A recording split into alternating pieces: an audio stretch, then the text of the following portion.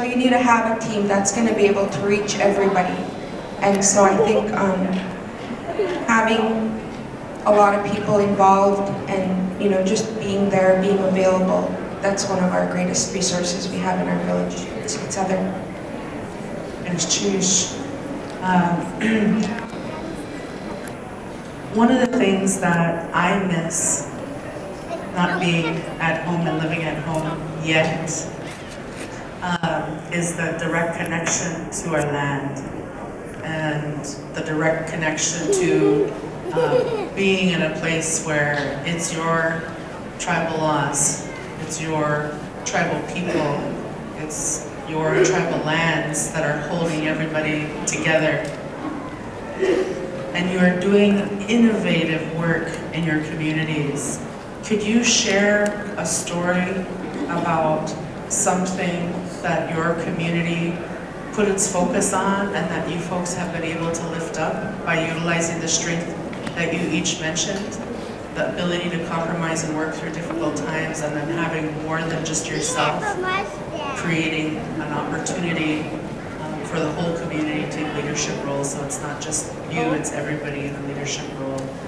Can you speak a little bit about something that's happening like that in your communities? I can speak for St. Mary's, something that I was a part of way back in 1996. Hey, Sandy, nice to see you. With the start of the AmeriCorps program, right when I graduated from college, I went home and I was a volunteer for the AmeriCorps program. I'm your mom's cousin. And that was that's why I just checked out the first floor and everything there, and I'm recording here. What's going on? What's going on here? We're talking about. But that year, a banner. there was a handful of us cool, right throughout the state that would come to she's down here. And learn how to talk with people, educate our communities about pollution, recycling, reducing, reusing, things that I thought our culture are already really good at. And we just needed to build on that within our villages. So today, we have the EPA programs, and they've grown into partnerships with different organizations throughout the communities. And there's been a handful of workers, that have passed the position on year after year. But St. Mary's, I'm proud to say, is one of our cleanest villages on the Yukon. We take pride in making sure we reduce. We got rid of the plastic bags many years ago. We recycle, and there's just a really good public awareness about taking care of your land. Leaving things the way you found them when you go out hunting, not disturbing things, and not being wasteful or reckless with your resources in your land. And I think for me, that's probably one of the best examples. It's small, people don't really think about it, but when you travel outside, you really come back home and you see, yeah, St. Mary's really has made a lot of progress with this issue, and it shows. People take pride.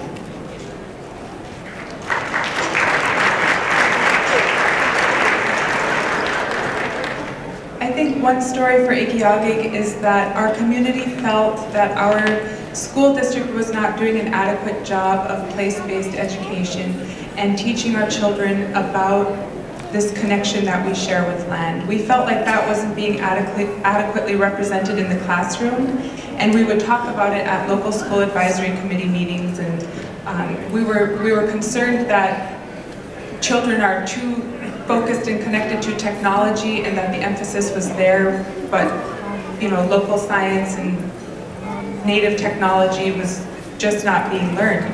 And we recognize that with our elders now today alive in the village, we have our last generation that actively lived out on the landscape, and they each have encyclopedic knowledge. And after the elders, the next generation does not have that encyclopedic knowledge that you get from moving place to place with the season. So the school district hadn't moved in this direction, and we recognized that it would take a long time for them to move in that direction. So the school and the community work together, and we plan a spring camp every year, and I think we're on our 5th or 6th one. Maybe we're going on 7th, I'm not sure, but it's called Goose Camp, and we take, we do this on our vacation days, And we do it in partnership with the village council so that the school doesn't have liability. But we select a theme, so some years it's climate change, last year it was the Yupik language, and we take all of our youth across the river to go camping and learn survival techniques. We taught them about traditional paints and how to make ulus. And there's just a different theme every year, and it's a community bonding time. Anyone from the community is welcome to camp.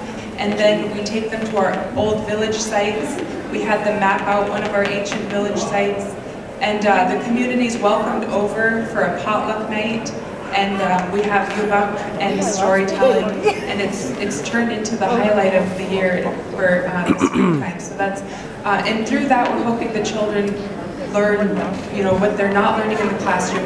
And sometimes you have to recognize the limitations of the classroom. Bringing them outside and actually physically having that experience is something that I think we're doing in the right direction.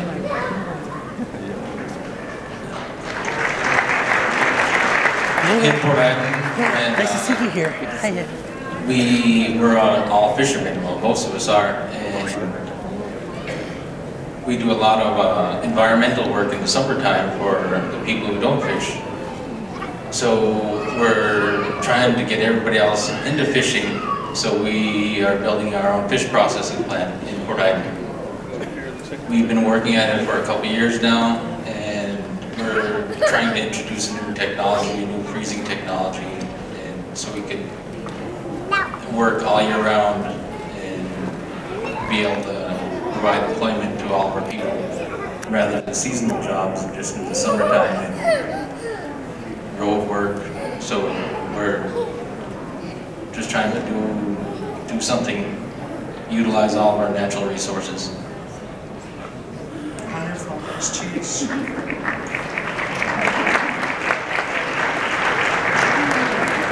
So, of course, one of our most precious natural resources are our own people.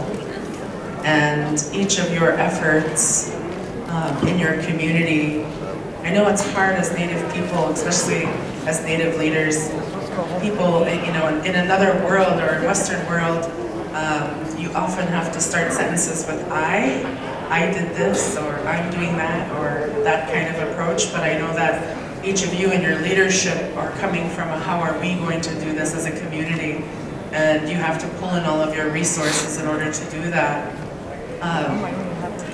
I heard a theme come up from each of you about the utilization and the acknowledgement and recognition of how critical our elders' voices are and our youth's voices are.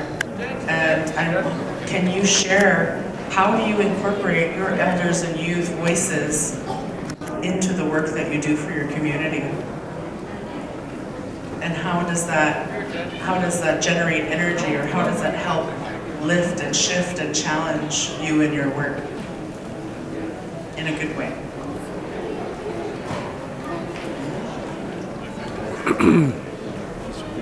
I had to laugh because at my other event I told a leadership story, and I wanted to say, you know, I told this story about a chief who was a big visionary, and I wanted to say he led the people with a strategic plan, a comprehensive plan, who lined out all their actions. Really made me laugh, but we really do, our village does have a strategic plan, and it was drafted by every member of Igiagi, from preschool all the way to our elders.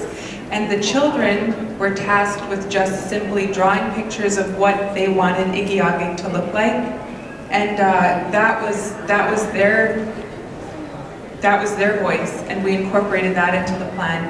And whatever everybody agreed on, we wrote those into the projects. I was thinking about it when I stepped in 2008 to be the administrator. I had a roadmap that of all these projects I could go after that had 100% community support, because it was the community's plan. One of the things that topped the list was a greenhouse. People wanted a greenhouse. We have that now. We have a local farmers market, and everyone is just so happy and supportive, and it just goes to show one small project. It was a vision, it was a dream, everybody thought it was a good idea, we went after it, and it's working, and it is improving the quality of life where we live.